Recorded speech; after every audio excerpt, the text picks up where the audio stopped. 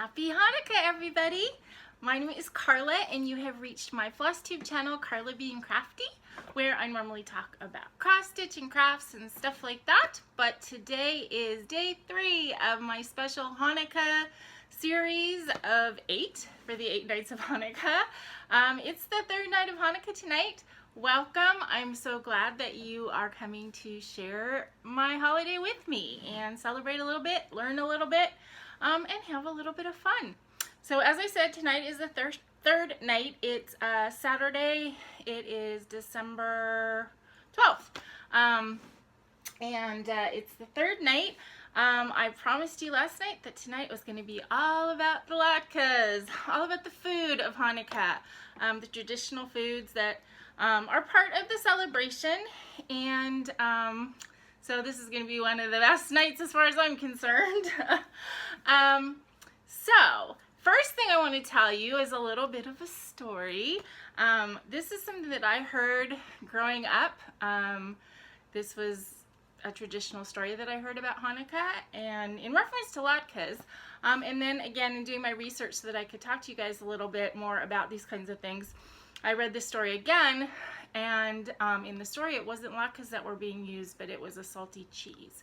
So I'm sure that you probably don't know that during Hanukkah, aside from the celebration of our victory over our oppressors and the miracle of the oil, we're also celebrating a grisly murder.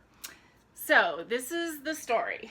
There was a beautiful widow named Judith, and her town had been occupied by the Greek Syrians. So she went to the tent of the General Holofernes. He was a Greek general, and I guess they were occupying her town. She went to his tent with her beauty and a basket of salty cheese, or salty latkes. I heard latkes when I was growing up, but the history thing I read said cheese. And she took this basket into his tent and managed to seduce him with her beauty. She seduced him, she fed him all of this salty food, and of course, because he ate all this salty food, he got very, very thirsty and drank a bunch of wine and passed out. And once he had passed out, she took his sword and she chopped off his head. And so when his troops saw that this little woman had defeated their general, they ran away. And they fled from the Maccabees, and her town was liberated, and it was all because she was brave and beautiful. So that is the story that I always heard growing up as to part of why we eat salty, crunchy foods. We also eat foods that are fried in oil because of the whole miracle of the oil thing.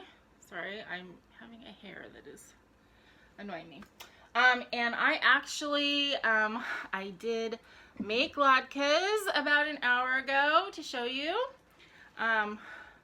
Okay, so the thing about latkes, let me impart my personal wisdom about the latke. All latkes are potato pancakes, but all potato pancakes are not latkes. I had a friend many years ago. We went to a party around Christmas time, and she made these potato pancakes that she'd made from like a mix or something, and she was oh so creative and put all these things in and spices in and this and that and the other thing, and she served them, and she's like, I make the best latkes. Well, they may have been tasty, but they weren't latkes. They were potato pancakes, in my opinion. A latke is pretty simple. Now, I know people now make latkes with sweet potatoes and turnips and other things other than the humble potato, but and that's okay. But basically, latkes are pretty simple. It's shredded potato, a little bit of shredded onion, maybe a little flour, maybe a little salt and pepper. I put garlic powder because I put garlic in pretty much everything, and a little bit of egg, and you fry it. To me, latkes have to have these little crispy bits on the edges. They should be crunchy. sometimes even a little bit overly dark. I made mine pretty blonde today, and I think they're twofold. I took a shortcut because latkes are delicious and they are kind of a pain in the to make. You know, frying stuff is never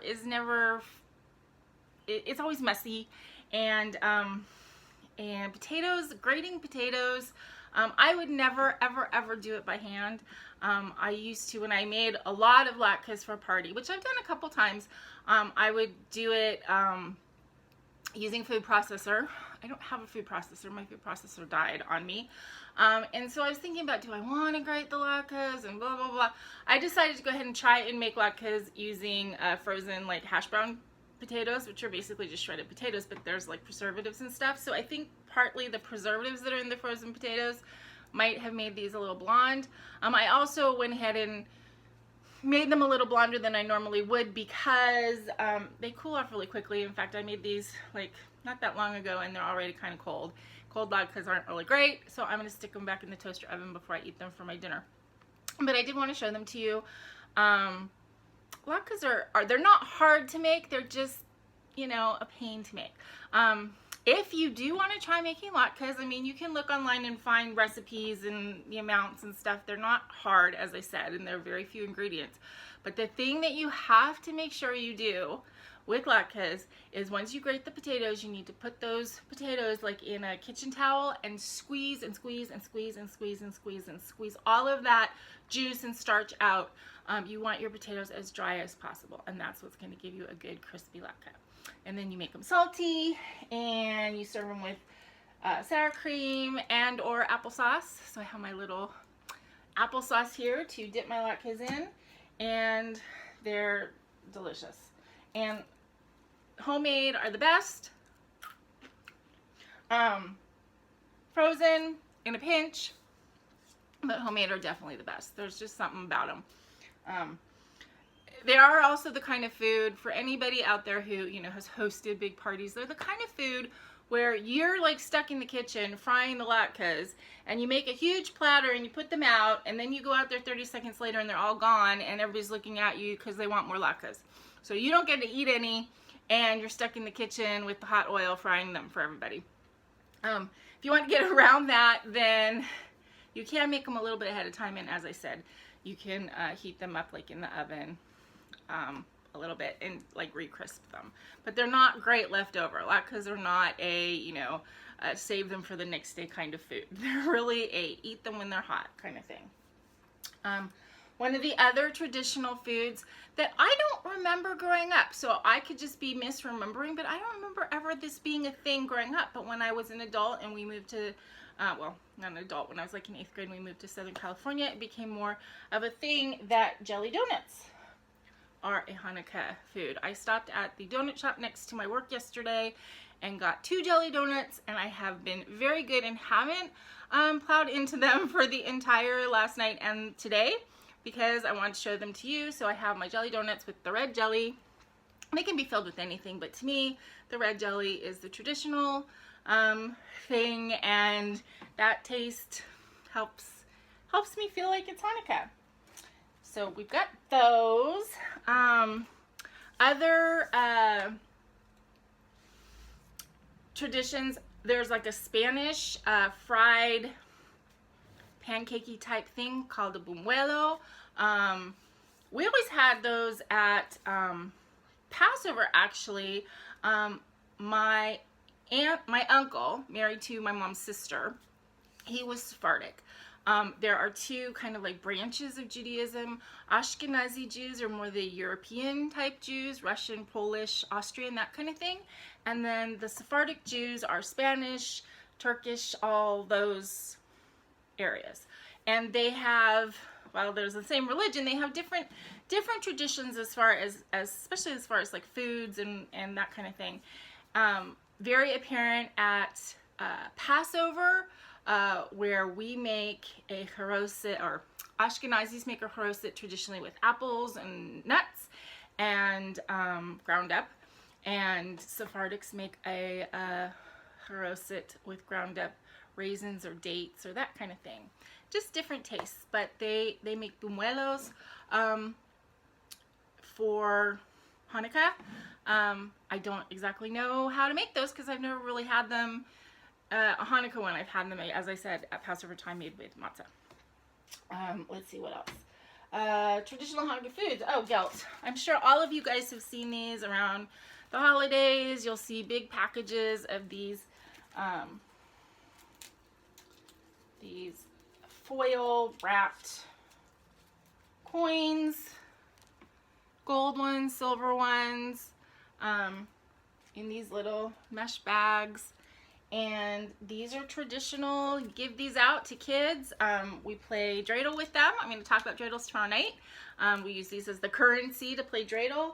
And these are just a traditional thing that we give out. Hanukkah was not always a holiday for gift giving, but it was always a celebration type holiday, and it was always a holiday where you'd have food and you'd give kids like candy and money, coins. And then sometime in the 1920s, I believe, yeah, in America, they started making the chocolate coins and giving them out instead of money at Hanukkah. So they've become extremely traditional. The ones I got this year, I got a big box. I mean, more than I should or need to eat. I got dark chocolate, dairy-free ones because my niece can't have dairy. So I figured if I was going to get a big box that I'm going to want to end up sharing, I would get the dairy-free ones. So these are dark chocolate, and I haven't tasted them, but these I think are made in Israel, so they may be good. Let me see. These are good ones. A lot of times, I'll be honest, Hanukkah gelt tastes like, you know, wax with a little brown coloring in it. These are actually good chocolate. They're kind of bittersweet, so they taste like bittersweet chocolate chips. But yeah, so gelt is a hugely traditional thing, and you will see this all over the place. You can get gelt just in the regular grocery stores, and yeah. So that's something that you will see all over the place. So if you want to put a little bit of Hanukkah in your Christmas celebration, pass out the gelt, and then you've got a little bit of the Hanukkah tradition in there as well. Let's see what else. Oh, I told you guys I would talk to you about why I think that these little fortune cookies that I'm eating at the end of my videos are kind of like funny and ironic. And quite frankly, Chinese food has become kind of a tradition around the holidays for Jews. Really has nothing to do with Hanukkah, but it's because traditionally, I know this was true when I was growing up, in the little town of Modesto where I grew up, and also when we moved to Southern California. But it used to be that on Christmas Day, everything was closed, except for the movies and Chinese restaurants. So you will find Jews who grew up going to eat at a Chinese restaurant on Christmas because there was nothing else to do, and it was kind of like everybody was off work. And yeah, so I mean, I grew up eating Chinese food on Christmas Day, going to a Chinese restaurant, and then often going to a movie afterwards. Nowadays, things are open on, you know, I mean, with the commercialization of Western civilization, I mean, all the stores are open on Christmas, and all the grocery stores are open on Christmas, and restaurants are open on Christmas, and I think a lot of people actually miss that time when everything was closed and you just had family home time. So, you know, now, when I was married, which wasn't that long ago, we still did that. We went to Chinese food every December 25th, and it still's pretty empty, but you know, now there's more people in the Chinese restaurants. So I guess there's a lot of people who adopted our tradition of going to Chinese restaurants on Christmas. But that's why I think it's kind of funny that there's this whole Hanukkah box of fortune cookies, because Chinese food has become kind of a traditional thing for the holiday season for Jews. Okay, I think that pretty much goes over it. If you guys have any questions about making latkes or anything like that, I'd be happy to impart any wisdom I might have, little though it may be. So So it's a little bit early. The sun hasn't quite gone down yet, but it's still okay. I can still light the Hanukkah menorah because the sun is on its way down. So let's go ahead and do that. We're, as I said, the third night, so our menorah is getting a little bit fuller. Oh, before I do that, I wanted to give you guys just a little update from yesterday. Okay, so I feel like so stupid. Okay, I said Bree from Bree Stitching Stuff gave me a nice little box of all sorts of fun stitchy things, and there was this needle holder in there, and I spent how long on my video trying to open the stupid lid and feeling like, okay, and I even said, Bree, did you send me an intelligence test? Well, obviously she did, because all you have to do is lift it off. You don't have to twist it at all. So I was spending all that time trying to twist this thing, which would never twist, and it's just a lift off. So yeah, apparently it was an intelligence test, and I failed. Two people, Bree and somebody else, I can't remember who now, sorry, but somebody else sent me messages going, all you have to do is pull off the colored cap. And then I just wanted to give an update on these little squeeze up things that Dawn sent in her present for Baggy. There were two of them, and I gave him the tuna one last night, and this is a chicken.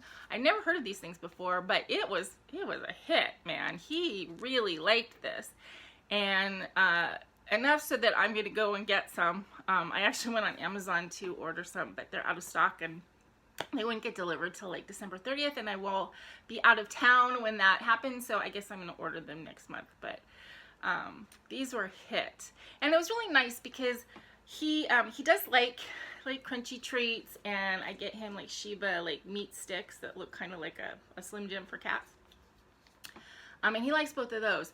But I toss them for him, and he goes off and eats them, and he doesn't really like to eat them like out of my hand or anything like that. He's just not that kind of cat. He's cuddly, but he doesn't want to eat out of my hand.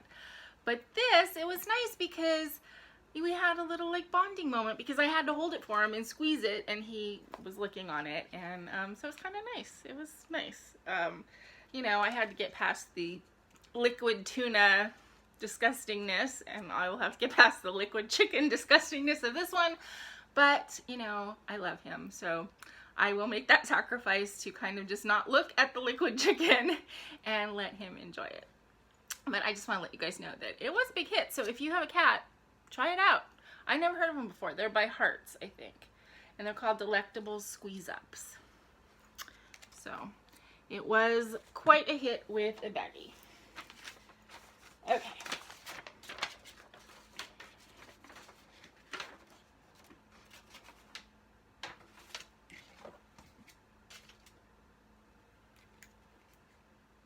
Oh, also, just in case you were wondering, I moved a few things around, and I changed. This is just like, it's a curio cabinet that has a bunch of elephants in it, but it was like kind of busy looking, which is why I covered it. And I covered it with this sparkly thing that I have here now, because I thought that looked really pretty, but I realized that it was reflecting the lights from the candles in such a way that it was making the candles even harder to see. So I decided to move that and just put a plain pillowcase there to give a background or a backdrop for the menorah, so maybe you can see the candles better. Baruch atah Adonai Eloheinu melech haolam asher kiddushanu b'mitzvotav v'tzivanu lahadlik ner shel Hanukkah.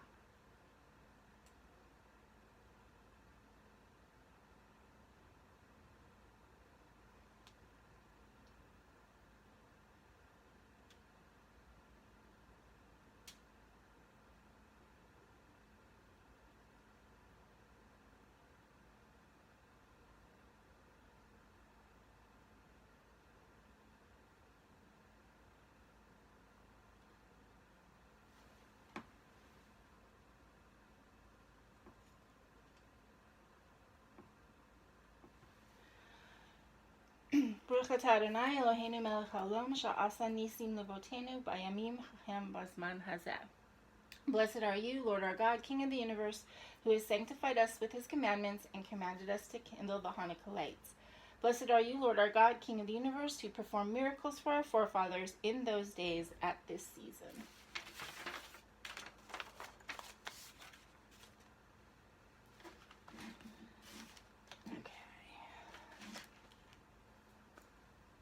So what guys do you think? Can you see the candles? I hope you can. Anyway, it's looking really pretty on my end. Okay, so now on to the gift giving portion of the video. I have a couple more gifts for me to open and a couple more gifts for me to give away to you guys. So this first one is from Sheila Burton. It's Sheila. Season's greetings. Yeah, Sheila. Pretty card. All these snowy scenes. I'm telling you guys, I want to have snow so much in Lake Arrowhead when we go. It says, wishing you joy this season and throughout the year. From Sheila. Thank you, Sheila. And oh my goodness. Glorious, glorious floss. Color and cotton. I don't think I have any color and cotton. Unless I've received some this week. Oh, pretty. Okay, so we've got Galactic,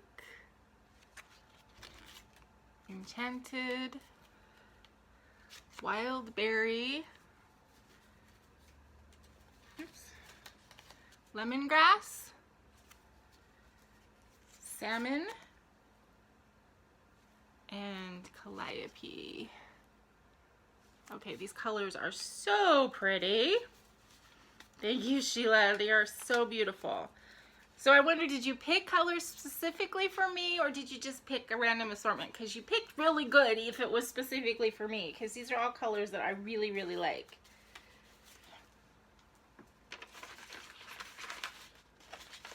Okay. Next we have a gift from, I know this is from Dawb Frisch, and I talked about her before because she won one of the giveaways already. I knew it was from her because she had told me that she was having 2 gifts sent to me, one from 123 Stitch and one from, I think, Everything Cross Stitch. And she, yeah, Everything Cross Stitch. And she just wanted me to check and make sure that I gotten them. So just like I did before when I got something directly from the company, I kind of looked in just to see the top of the receipt thing to see who it was from, but I didn't look at what was inside. So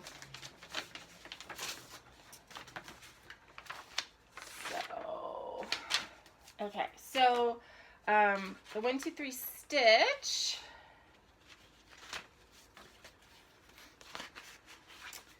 she sent me a gift card. Yes, a gift card from 123 Stitch, which I love 123 Stitch, and I already know what I want to get. So I saw a little birch pattern kit that I saw, and I hadn't seen it before. I don't know why I hadn't seen it. I don't look at kits that often, but I was in a kit mood, I guess. And I went, wow, I want that. And I thought, no, don't get it for yourself because, you know, Hanukkah's coming up. But now I'm going to. Oh! And, oh, wow. Ink circles. Dreidel, dreidel. You guys know, who've been watching my channel, that I started an ink circles pattern, at kind of a Halloween pattern that I got about halfway through before I put it away for the season. And I kept telling you guys how much I was enjoying working on the ink circles pattern. And I have, again, this is one of those patterns that I have put in my cart and taken out of my cart and put in my cart and taken out of my cart. And it is just beautiful. Now that I've started working on 20 count with Sulky, that might be a really, really nice way to go with this, because Sulky blendables are so pretty. And I bet I could get a really pretty, like, blue variegated Sulky to do in this. Thank you so much, Dawn. This is just, oh, it's gorgeous. And I've been eyeing this pattern, so it's exciting to get this one. Okay, that I don't need. Okay, did I just, wait, did I just get rid of the gift certificate? Yes, I did. That was smart. Okay, let me do it this way. Thank you, Dawn. Dawn, I can't even express how nice this lady has been to me over the past year. She's just such a good friend to me, and I appreciate you, Dawn. I appreciate all of you guys, but I have to say it. I can't say it enough. Okay, and this one is, let's see, this is from Canada. Canada Post, yes. It's really cool to get packages that are coming from other countries, I have to say.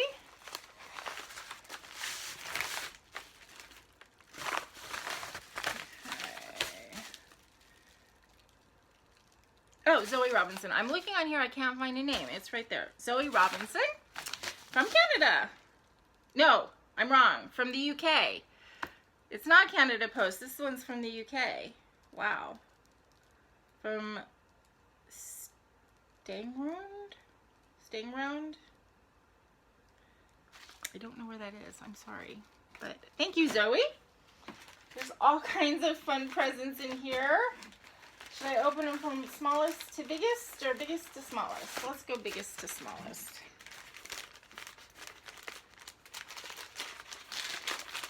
So again, I have to say thank you so much for all of you guys who have tuned in to watch these videos.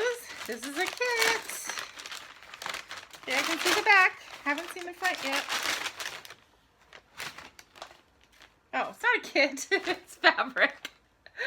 Okay, this is it's Aida, 18 count Aida, white Aida, perfect. Perfect for the kinds of things I do.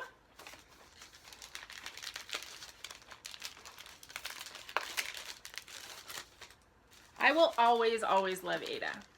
I dabble in other fabrics. You know, I've dabbled in linen. Not a huge linen fan, but I like it.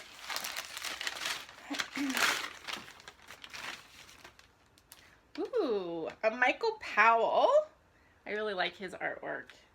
What is it called? Bouquet of Flowers. That's really pretty. Oh, and the little red hearts are actually buttons. That's really pretty.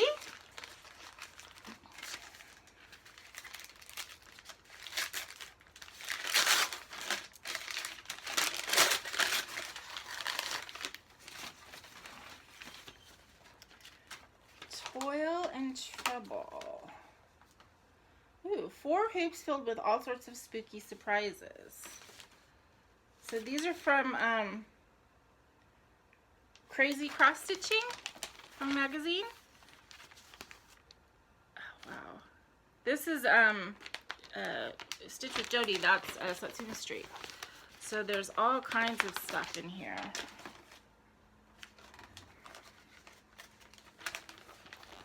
Look at that. That's great. I've never seen these. This is not a magazine that either I have access to or I just haven't seen it. Thank you. That was great.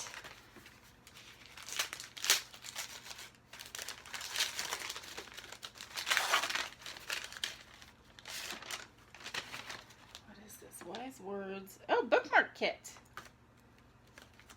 That's really cute. It's a little kit of this owl.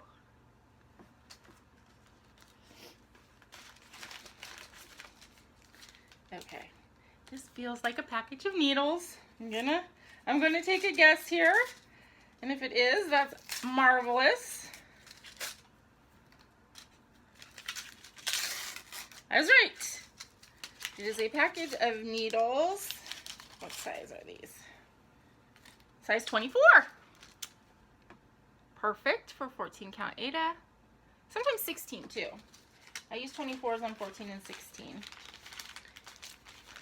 And then I use 26s, sometimes on 16 and on 18, and then I use 28s. Sometimes on 18, but usually on the bigger.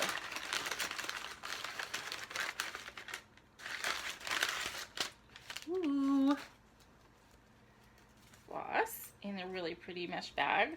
I have a couple of these mesh bags and I actually really like them. Little mesh bag. And are these silk? Oh, silk's for you. They are. Purples and blues. Oh, so pretty.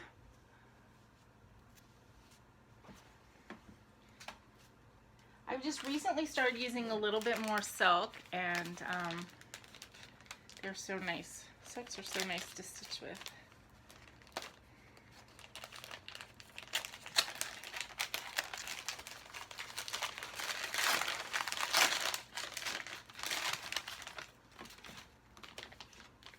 Sausage dog thread bobbins. Oh my god, these are so cute. That. Oh, wait, is there a third bobbin in here? Yeah. Oh, and they come with some floss too. But look at these guys. Okay, I'll hold them together. Look at that. Doc Stitcher would like these.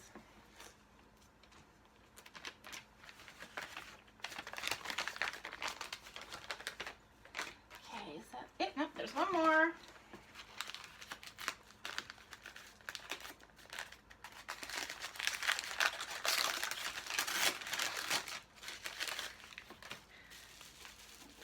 Oh, I think it's a needle minder. Judging by the back. Ooh. Oh, it's a Mickey. There's a Mickey hand. And then this is a paw print. It's like a baggy paw. Oh, that's so sweet. Okay, that's it. Oh my god, that was quite the haul. Thank you so much, Zoe. I think it's pronounced Zoe, right? Or is it Zoe? I think it's Zoe, but if I'm wrong, let me know. Again, thank you all you guys who have sent me these wonderful, wonderful things. I just, as I said yesterday, and I'm being spoiled in the best possible way. And I just appreciate you guys so much. Okay, I don't want to get my threads in my latkes. Oops. Okay. So, now that I've gotten to open my presents, now I have 2 gifts for you guys. Again, if you haven't yet gone on to my video 2 videos ago, which is, I think it was the 29th of November, then go ahead and go on to that video, and then you can put in the keywords to enter into the drawing. And so the kits that we're giving away today, this one is called Grateful for Friday. It's an anti-acid pattern, and I think this is this a dimensions? No, it's a Janlin. It's a cute pattern. I love the pink hair. And this one is going to Lindsey Bridges. Yay! So Lindsey, thank you for your gift on, I think it was Thursday that we opened your present, and now I'm glad that you won something too. So that's for Lindsey. And then this is the piece, just cross stitch kit piece. And this one goes to, okay, Drecsan Daniela, D-R-E-C-S-A-N, Daniela.